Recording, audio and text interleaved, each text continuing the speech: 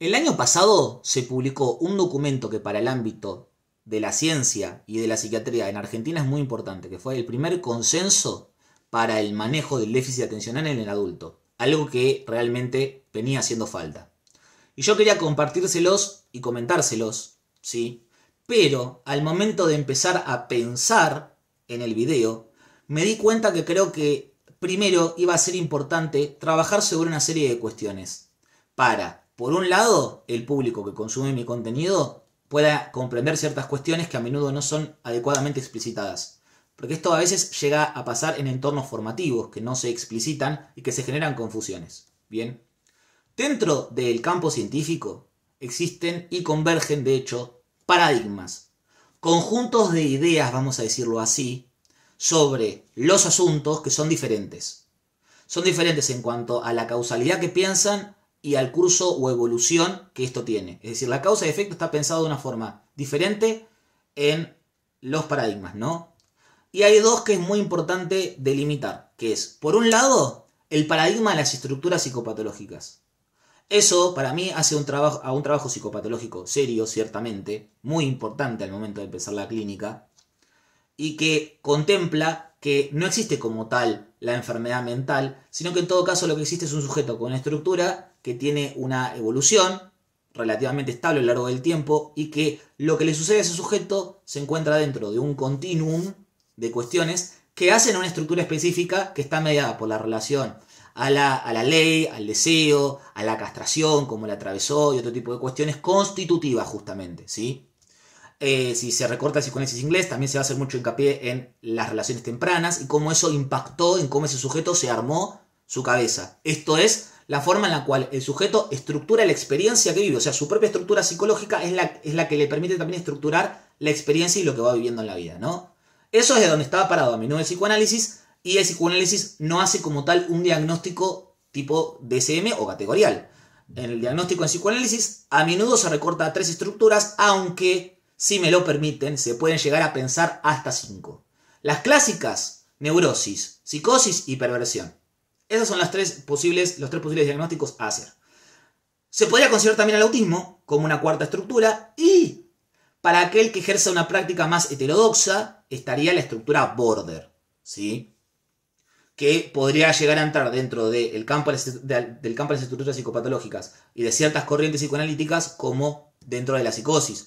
Por supuesto que esto no es lo mismo que esquizofrenia, nada que ver. Vamos a ir por partes. Entonces, tenemos ahí en el campo de las estructuras psicopatológicas una forma de pensar los fenómenos. Y por el otro lado, tenemos el paradigma de las enfermedades mentales. Ahí se piensa en una causalidad más determinada, ¿sí? Se piensa, por ejemplo, más en causa genética, biológica, se piensa en comorbilidad, se piensa en trastornos, se piensa en categoría, y en general es donde uno podría ubicar el DSM. Ahora, también sería recontra injusto decir que el DSM es el sinónimo de paradigma de enfermedades mentales. ¿Por qué? Porque dentro de personas que trabajan en el ámbito de la psicobiología y de la neurobiología, hay críticas al DSM. Tampoco es que todos los que son neurocientíficos se comen los versos, ¿sí? Hay muchos paracaidistas, hay mucha gente que hace las cosas mal ahí, y entre ellos el DSM es el resultado de eso. Entonces, y de la misma forma, del otro lado, fíjense que hay divergencias en cuanto a considerar el border en un lugar o en otro y lo que eso implica. Tampoco es todo homogéneo hacia el interior de los paradigmas, por supuesto que no. De hecho, entran en tensión, tienen conflictos, y eso, en todo caso, lo que puede hacer es enriquecer la disciplina siempre y cuando quede por fuera el ego profesional y cuestiones de a ver quién tiene razón. Porque si para producir conocimiento nos vamos a parar desde el lugar de que sabemos todo, bueno, ahí se dejó de producir conocimiento y se está hablando desde el ego, y eso a mí no me interesa. Habiendo dicho esto y habiendo circunscrito esto, lo que yo detecto que pasa es que se habla desde un paradigma para criticar al otro sin en ningún momento decir por qué estás criticando al otro. Entonces, yo de acá creo que se origina la mayoría de los malentendidos con respecto al déficit atencional. Porque claro, déficit atencional no es una estructura psicopatológica. Nadie tiene estructura déficit atencional, así como tampoco existe una estructura toxicómana. Ahora, ¿acaso hay algún psicoanalista que niegue que exista el fenómeno de la toxicomanía? Entonces, si nadie niega que existe el fenómeno de la toxicomanía, tampoco se puede negar que existe el fenómeno del déficit atencional. ¿Bien? Yo, de hecho, me atrevo a hacer distintas articulaciones, a veces un poco temerarias, que me las permito dudar, no es que las pienso como una verdad absoluta, todo lo contrario, lo someto a revisión, pero pienso y digo, ok, quizás, la esfera de la afectividad, cuando algo distorsionado en la afectividad, tiene diferentes presentaciones, ¿no? Por ejemplo, en el campo de la psicosis se puede presentar como una psicosis maníaco-depresiva, pero en una neurosis se puede presentar de otra manera, ¿no? Y así podríamos ir más una depresión unipolar, entre comillas, por favor, porque depresión unipolar no es una categoría del paradigma de las estructuras psicopatológicas, es del otro lado. Pero digo, hacer un esfuerzo particular y por tener un lenguaje común no me parece ilógico. Y quizás con el déficit atencional también se puede hacer un razonamiento semejante sin, por favor, que esto obture la clínica, sino justamente poder integrar y pensar desde diferentes lugares, haciendo las delimitaciones pertinentes, pero también teniendo los encuentros necesarios, por el trabajo en interdisciplina y por el tema confusional que hay al respecto. Porque las personas escuchan a alguien hablar y ¿qué saben lo que es Adler, Bloiler? ¿Qué saben lo que es Clerenbot? O sea, no saben eso, ni las diferencias entre el SM y lo otro. Entonces, mucha gente está hablando desde un lugar y es muy difícil para las personas, incluso a veces lo detecto para profesionales, porque gente del campo de la neurología que por ahí trabaja con déficit atencional, capaz que ni sabe lo de las estructuras psicopatológicas. Bien, entonces por eso también hago este video. De la misma forma y particular, el déficit atencional, como hice con la distorsión en la esfera afectiva, vamos a pensar en el tema de la distorsión, por así decirlo, ¿ok? En la esfera atencional. Y podríamos llegar a pensar, por supuesto esto a revisión, y nadie vaya a pensar que esto es la verdad absoluta, ni mucho menos porque ni yo lo pienso así. Pero digo, bueno, quizás si vamos a pensar en un fenómeno transestructural como la toxicomanía, que la toxicomanía lo pensamos como un fenómeno transestructural, bueno, el déficit atencional también podríamos pensarlo así. Entonces, un TDA de los puros, de los hiperkinéticos, quizás pueda tener que ver con la presentación del déficit atencional en una estructura psicótica. Cuando hay mucha desorganización, hay mucha hiperactividad. Después podríamos pensar en la estructura borde, si es que queremos en la estructura borde, si no, tendría que entrar en psicosis, pero hagamos de cuenta que sí, que la estructura border está bien delimitada, yo siempre pongo entre signos de pregunta. Entonces, en el caso de la estructura border, lo que va a predominar es la impulsividad. ¿Sí? Y en el caso de la neurosis, lo que va a predominar es la inatención. Entonces, vos como que ahí ya podés de alguna forma empezar a considerar respecto a todos los subtipos y clasificaciones y variaciones ridículas que se hacen en el campo del DSM, del déficit atencional, podés pensarlo con una estructura psicopatológica más o menos rigurosa, ¿sí? O que no deje de lado, que no obture el fenómeno. Porque acá también entra otra cuestión. Yo he escuchado, me he tomado el trabajo de ver cómo se piensa justamente desde el paradigma de las estructuras psicopatológicas y desde el psicoanálisis el tema del déficit atencional. Y pasa algo muy curioso porque aparte con el déficit atencional el psicoanálisis queda alineado con el conductismo, porque hay un montón de conductistas que piensan lo mismo del déficit atencional, porque critican al modelo de enfermedad mental, critican al modelo biomédico, y las críticas son prácticamente las mismas, lo cual lo deja al psicoanálisis en un lugar muy incómodo realmente, y creo que esos lugares comunes, o sea, si uno, por decir algo, termina quedando al lado de otro que no debería estar quedando, al menos esto le debería suscitar algún tipo de reflexión. Entonces, pasa que a veces psicoanalistas piden, y conductistas también, piden pruebas genéticas que determinen la existencia del TDA. Y lo critican como concepto y tiran esa. Bien, a ver, ¿qué saben de genética para pedir pruebas genéticas? ¿Acaso piden pruebas genéticas también para determinar si una persona tiene insuficiencia cardíaca? ¿Piden pruebas genéticas para determinar si una persona tiene neurosis histérica? Ah, no, cierto. Porque estamos hablando del paradigma de las estructuras psicopatológicas. Perfecto, entonces sigamos hablando del paradigma de las estructuras psicopatológicas y no empecemos a usar lenguaje de otro paradigma. Porque te van a ganar. Es como invadir la Unión Soviética. O Rusia. Le pasó a Napoleón, le pasó a Alemania. Dejemos de invadir la Unión Soviética, por favor. Así que dejemos de meternos con el déficit atencional. Queremos, insisto, agarrar y destruir a esa cosa del DSM. Bueno, trastorno negativista desafiante, hay como 900 diagnósticos para desterrar de ahí. Yo soy el primero en la fila con ustedes, el primero. Entonces, dejemos de pedir pruebas genéticas porque imagínense, por favor, hagamos el ejercicio de esta. Imagínense un médico neurólogo diciendo, no, la neurosis histérica, eso fue inventado por la Big Psicoanalítica, en lugar de Big Pharma, Big Psicoanalítica.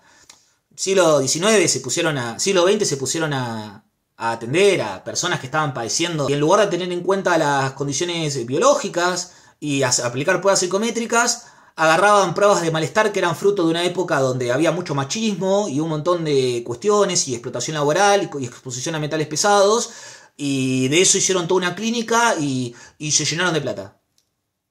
Imagínense decir eso, porque yo veo jornales psicoanalistas que empiezan a hablar de cuánta plata recibió cada psiquiatra que escribió sobre TDA y tratando de probar algo. ¿Qué prueba eso? ¿Qué prueba eso? Es sucio, es jugar sucio. También hay una que la he escuchado un montón, que es que el creador del TDA dijo que no existía el TDA. Revisen bien la fuente porque no dijo eso. Bien, entonces, ya dejemos de hablar desde ese lugar, porque además, acá está otra cuestión, ¿no?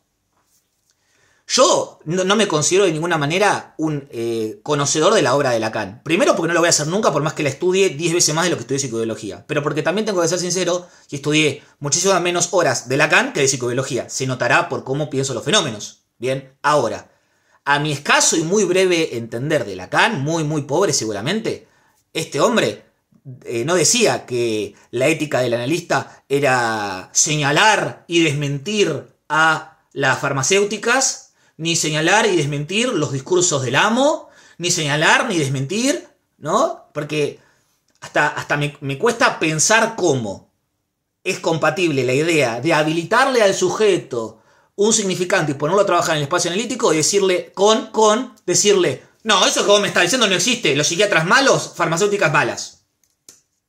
Me cuesta, la verdad, pensar así. Porque, ¿acaso el psicoanalista tiene el lugar de la verdad? ¿Cuánto sabe, aparte, ¿no? ¿Cuánto sabe de psicobiología esa persona que está enunciando eso? ¿Qué sabe del cíngulo, de los núcleos del tálamo, del pulvinar y de otras regiones del sistema nervioso? ¿Qué sabe para decir eso? Justamente, lo que hace bueno el psicoanálisis es cuando no sabe. Cuando no sabe. Porque no sabe. Por eso trabaja y puede funcionar y habilitar efectivamente el deseo en los sujetos. Y la posibilidad de que se responsabilicen de las cuestiones que le pasan. La responsabilización de los sujetos no pasa por decirle, no tenés eso es un invento de las farmacéuticas. Eso queda fuera o se discutirá en un ámbito académico, no con los pacientes. Después acá hay otra cuestión que detecto, que es, ¿no? Se la agarran con el déficit atencional, se la agarran con los medicamentos para el déficit atencional, lo cual, insisto, es invadir la Unión Soviética y probablemente China juntos, ya ahí. Pero esta cuestión de tener algo muy ideológico, evidentemente, con el déficit atencional, pero no tener nada con las benzodiazepinas. Y esto es algo que detecto incluso hasta en psiquiatras, que les tiembla mucho menos el pulso al momento de dar una benzodiazepina que un medicamento para el déficit atencional. No son análogos, no son equivalentes, tienen la misma indicación, ni la misma pertinencia, ni la misma prevalencia. ¿Sí? Pero, dentro del paradigma mismo que se supone que es el de los psiquiatras, y respeto a quienes no trabajen desde ahí, por supuesto, de hecho lo celebro, pero, a ver, si vamos a pensar desde el paradigma donde se habla de comorbilidad y de un montón de cuestiones, bueno, por ahí si el sujeto persiste con un montón de sintomatología, habiendo estado expuesto a benzodiazepinas, a atípicos, y sabrán a lo que me estoy refiriendo, a antidepresivos, a estabilizador de estado de ánimo, va al cote, no anda bien, y el sujeto todavía tiene impulsividad, inestabilidad, bueno, por ahí probar darle una medicación para el déficit atencional antes aparte, ¿no? De hacerlo pasar por todo el vademecum clásico. Y aparte, insisto, uno compara los riesgos de la medicación para el TDA versus las benzos. Si la benzo la vas a indicar a largo plazo, bueno, tenés que saber que probablemente tengas un perfil de seguridad peor que un medicamento para el TDA, obviamente siempre bien indicado, ¿sí? Siempre bien indicado, pero son mucho más fáciles de discontinuar. A ver, nadie va a tener un rebote convulsivo por discontinuar un medicamento para el déficit atencional. Nadie desarrolla insomnio crónico por tomar medicación para el déficit atencional. Entonces, ¿por qué la benzo se da tan fácil? Por lo menos es para pensar. Pero no solo para pensar dentro del campo del paradigma de las enfermedades mentales, también para pensar dentro del campo de la estructura psicopatológica, que se la está agarrando con la pura medicación para el TDA, no se la está agarrando con cosas que son mucho más aberrantes desde un punto de vista medicalizador y todo lo que, y de subjetivante y todo lo que se señala y se dice. No hay nada que se me ocurra aparte para pensar más, ya que, como bien poco entiendo de lo que dijo Lacan, el tema de la posición del muerto y no andan tomando posiciones medias así partidarias e ideológicas, encima se toma una posición partidaria contra algo que a comparación de una benzo, Eso es la antítesis de la subjetividad cuando el sujeto está o medicalizado con eso o se lo sostiene como único mecanismo estabilizador. Porque es que ni siquiera son estabilizadores. Sirven en fases agudas después.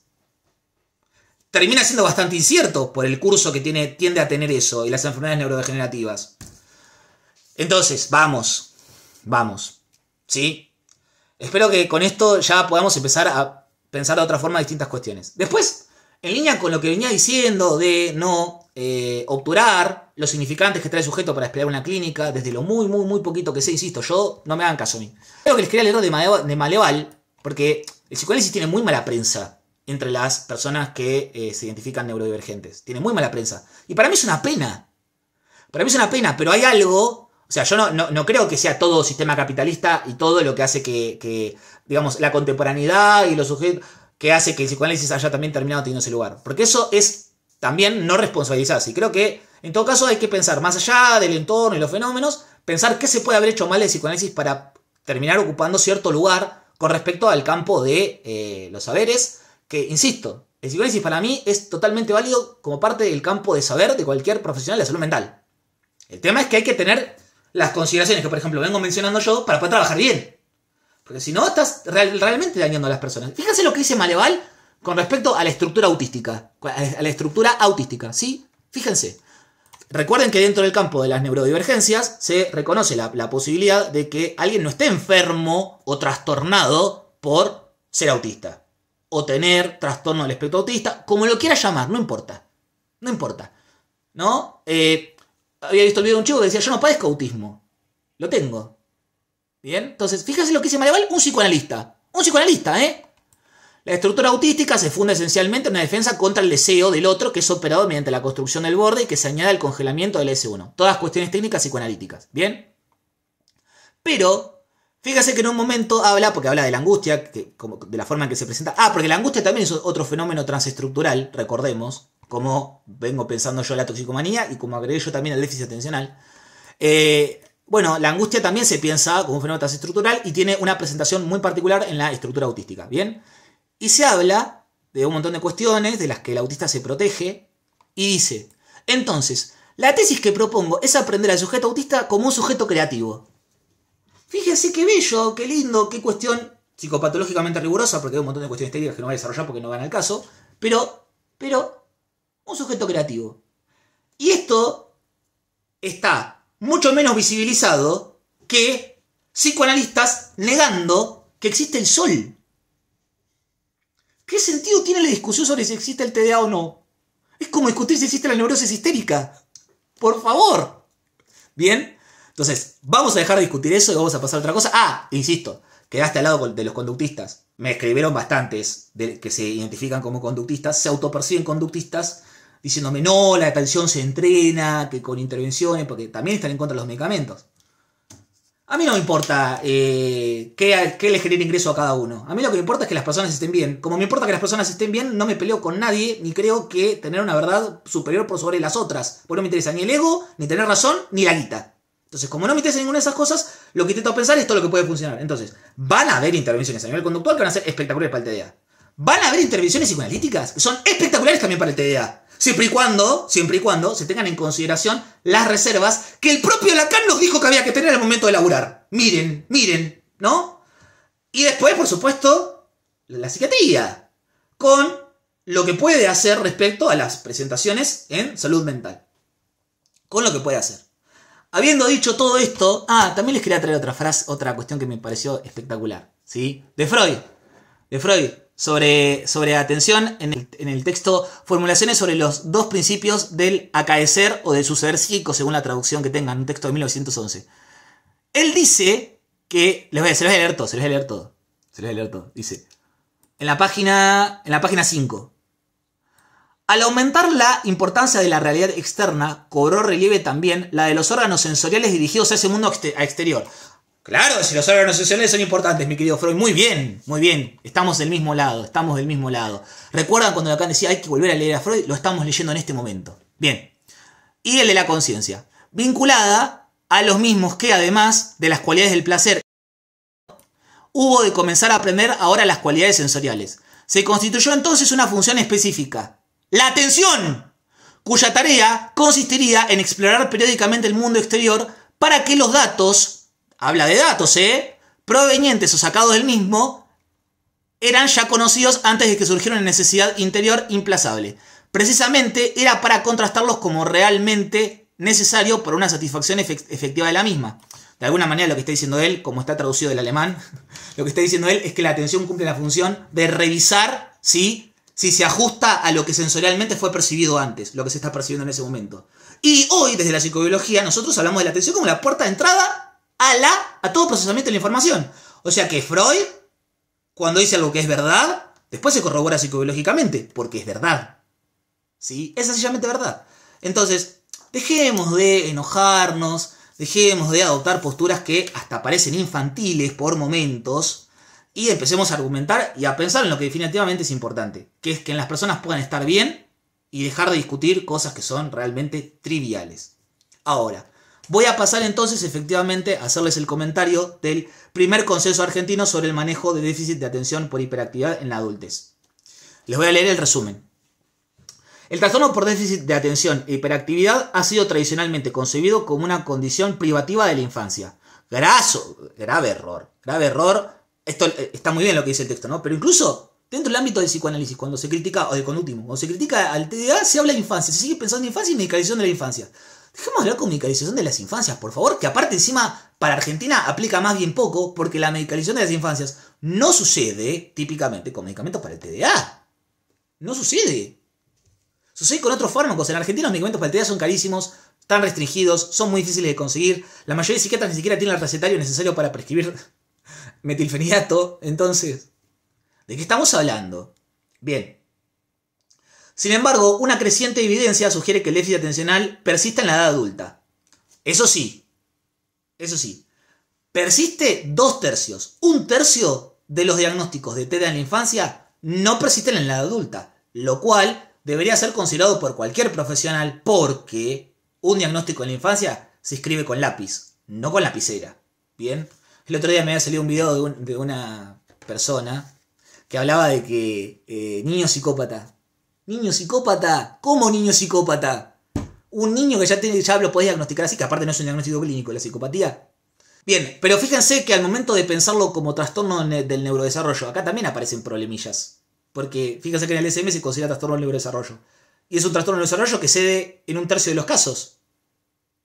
Y si hay intervenciones efectivas desde la primera infancia que pueden llegar a incluir medicamentos, la prevalencia es menor. De hecho, está claramente documentado y trazado. Piden evidencia, la tienen. Está claramente documentado y trazado que cuando no se interviene y sigue pasando el tiempo, después la evolución en la adultez es mucho más común y frecuente. Entonces, si es mucho más común y frecuente en la adultez, es porque no se trató antes. Y esto obedece a cuestiones que tienen que ver con la neuroplasticidad y otras cuestiones que establece la psicobiología. El TDA en adultos ha sido considerablemente subestimado y subdiagnosticado, lo que resultó en una carga sustancial tanto para los individuos afectados como para su entorno familiar y social. Este documento, que les estoy leyendo, es parte de la Asociación Argentina de Psiquiatría Biológica y se consultó a un montón de profesionales que están en el ámbito de la Favaloro, INECO y otros tantos lugares y organismos para elaborar y confeccionar este documento de síntesis con respecto al abordaje del TDA.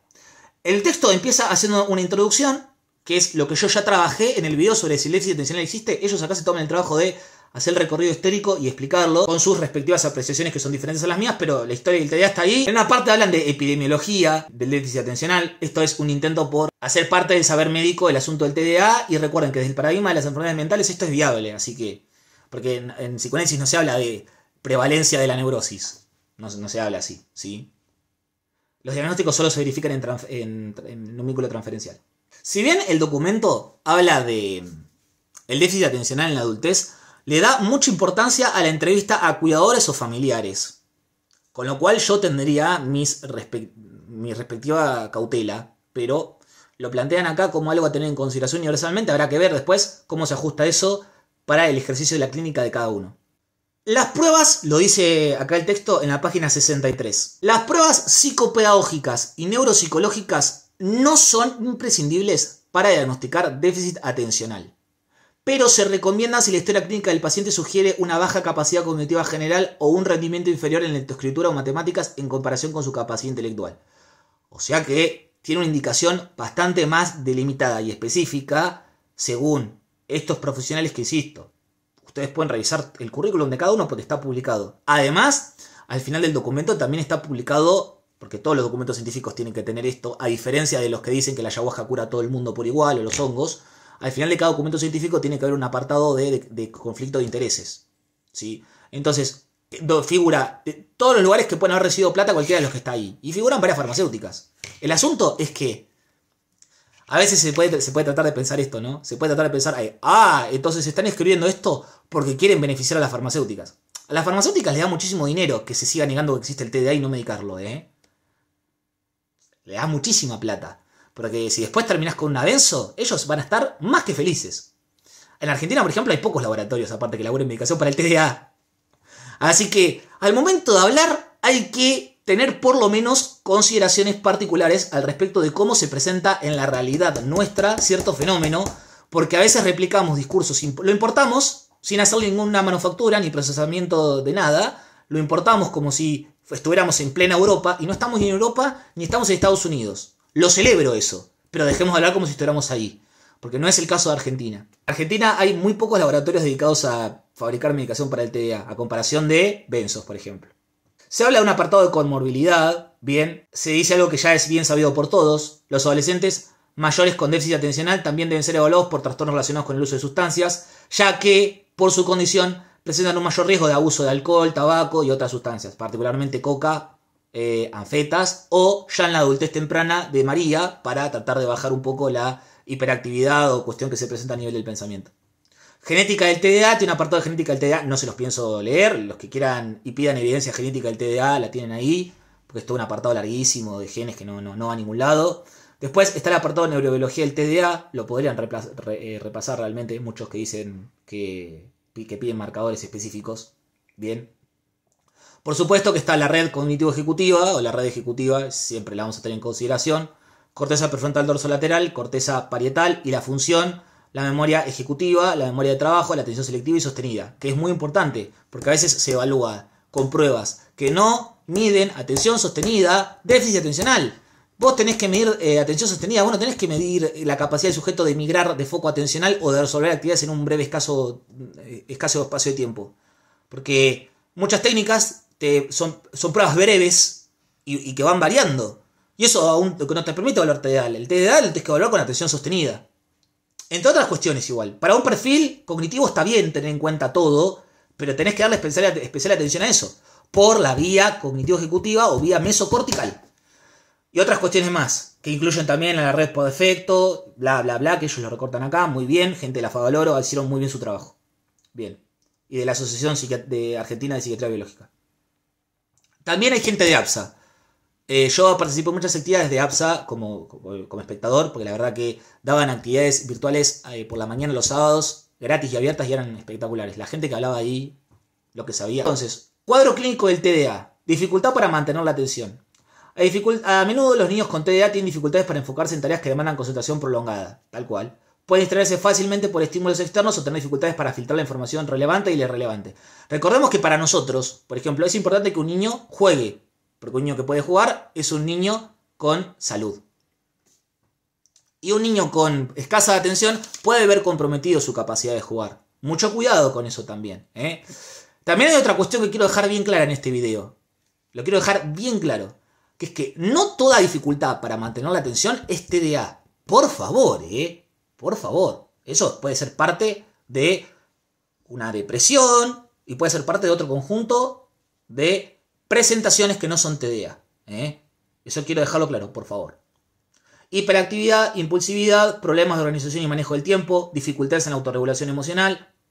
Y se habla, por ejemplo, de bajo rendimiento académico. Yo ese criterio lo eliminaría. Sí, o sea, yo en eso no estoy de acuerdo con ellos. Lo que pasa es que ellos citan otros autores, por supuesto, porque es parte de su trabajo como investigadores, citar otros autores, y se están pronunciando a favor de eso. Yo eliminaría bajo rendimiento académico como criterio de diagnóstico del TDA. Absolutamente. De hecho, probablemente, si me dejaran escribir el DSM-6, lo cambiaría todos los criterios que usan actualmente. Pero bueno. bueno, qué hay que revisar a nivel de salud física, qué esquemas farmacológicos se pueden considerar, primera, segunda y tercera línea de tratamientos. Podrían haber agregado igual más líneas de tratamiento, pero está bien, está bien. Se basan en lo que está estrictamente documentado y no en cosas off-label. Está muy bien. Para una evaluación psiquiátrica efectiva es fundamental incluir preguntas específicas con el fin de detectar la presencia de déficit atencional. Gracias, consenso argentino de déficit atencional. Bueno, la importancia de hacer un buen diagnóstico diferencial, coincido. La neurobiología del déficit atencional es multifacética e implica la interacción compleja de diversos neurotransmisores, estructuras cerebrales y redes neuronales. Y acá también hay que incluir, por favor, al entorno. Acá va Winnicott con ambiente facilitador también, y otras cuestiones para tener en consideración.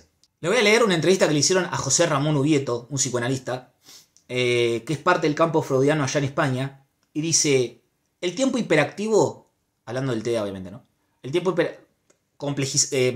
problematizando esa categoría, por supuesto, pero dando un pie que puede ser interesante para que reflexionemos juntos. El tiempo hiperactivo anula el tiempo para comprender y con él la creación y el pensamiento. Cada día se diagnostican en España más casos de lo que se ha venido a llamar TDA. En las aulas de primaria un porcentaje elevado de alumnos es medicado debido a esa y otras etiquetas diagnósticas. ¿Pero qué hay detrás de ese acrónimo? ¿Existen evidencias científicas o genéticas que permitan diagnosticar el TDA? Bueno, acá ya empezamos a detectar cositas de las que dije que no hay que hacer. Por favor, por favor. ¿Por qué ahora algunos de los creadores del término de hiperactividad admiten que se trata de una enfermedad ficticia o que ha habido un exceso de diagnóstico? ¡Ah! Mirá cómo me la juntás a las dos. En realidad, lo que dijo es lo de exceso de diagnóstico, no que es una enfermedad ficticia exactamente. Les quiero leer una parte de la entrevista, porque hay un montón de cosas que él dice que no estoy de acuerdo, pero de eso se trata también la vida, no es que yo tenga razón y él no, todo lo contrario. Podríamos juntarnos a hablar y conversar y ver qué puntos de encuentro hay entre nosotros y de no encuentro y ver cómo se puede hacer puente ahí, ¿sí? O cómo estamos pensando en las cosas. Dice, le preguntan a él, la medicación se presenta cada vez más de manera cronificada. ¿Se puede hacer un buen uso de la medicalización de la infancia? Ojo con el término ahí, medicalización. Bueno, el que le pregunta tiene un sesgo también. Y él contesta. Fíjense, le preguntaron si se puede hacer un buen uso de la medicalización, Le preguntaron si se puede hacer un buen uso de la medicalización. Sí, dice, en realidad la etiqueta diagnóstica hay que tomarla también como un instrumento.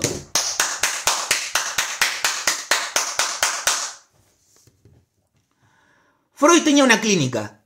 La clínica estructural de Freud es una clínica de la clasificación también. Neurosis, psicosis y perversión. Hay que entender que la clasificación diagnóstica, la medicación, las redes de atención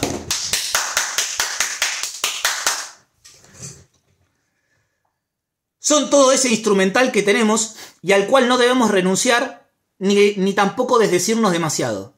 La estrategia que nos conviene, más bien, sería como descompletar esas fórmulas para que no absorban al sujeto dentro de ellas. Muy bien, ¿entendiste cómo funciona el psicoanálisis? Gracias, gracias. Y lo estás poniendo en palabras, ¿no? Al menos no soy el único que piensa así, por favor. Bien. Están viendo mi reacción en vivo de la entrevista. La medicación en la infancia o en la adulta no es un problema en sí mismo. En muchas ocasiones, solo la medicación permite a un niño poder mantener una conversación con un profesional, un psicoanalista o un psicólogo, y por lo tanto es una herramienta que podemos utilizar.